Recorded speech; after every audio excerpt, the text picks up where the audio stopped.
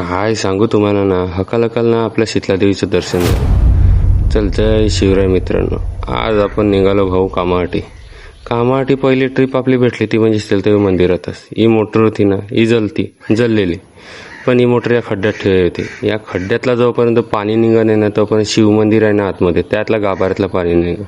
अरे काम तर होतंच रे, पहिलं ना दर्शन घेऊया. आता एवढ्या मंदिराजवळ आले, काम करत बहिण्यापेक्षा पहिलं दर्शन घेतलेलं बरं.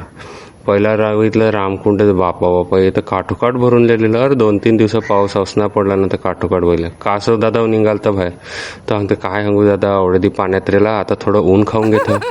मग बघितलं, अरे एवढे हकालकाल आलं तर ना कोण नव्हतं. मंद तर गर्दी तर अजिबात नव्हती, पण एवढं नशीब की मंदिर खोललेलं होतं म्हणून दर्शन एकदम खतरनाक झालं. चला तैसं काम करून निघालो खरं, तर बिजाट आलं. या रिसॉर्टवर आलं. अरे 4 दी पाऊस जाऊन गेला तरी या पाणी बघा ना केवढा भरले. काय सांगू, या पाण्यासाठी ना मोटर लावलेली आहे. ती मोटर रात्रभर थैच ठेवली, तिला पाणी पाजलं आहे. पाण्यालाही तिला पाजलं तर खरं, तिनं धूर काढला. मग बघता 12:30 वाजलं. आपली बाई काय आता शाळेत जातोय, आता तिला रोज घ्यायला जायला लागतं. ते वाट बघितले बघा, आता निघाली बाहेर. ही आमची 2 शेंडा बांधून बाहेर निघाली बाहेर. काय सांगेन, आता दप्तऱ्या ओझं बघ या खांद्यावरच पडले.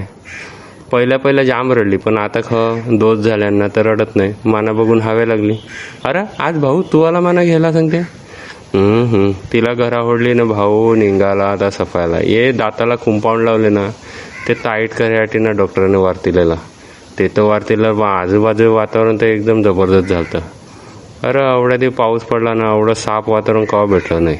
पण आता पाऊस गेले खरं, आता तो कवड्या दिवसांनी परत येणे याही भीती वाटतं. नाही तर परत महिनाभर कडक ऊन देणं, परत शारदी पडून वाट लावून जाणं, काय होऊन काय वाटतच होतं. बघता ना दाता या दवाखान्यात पोचलं. चला आता उद्या भेटू, पहिला डॉक्टरला भेटून येतं.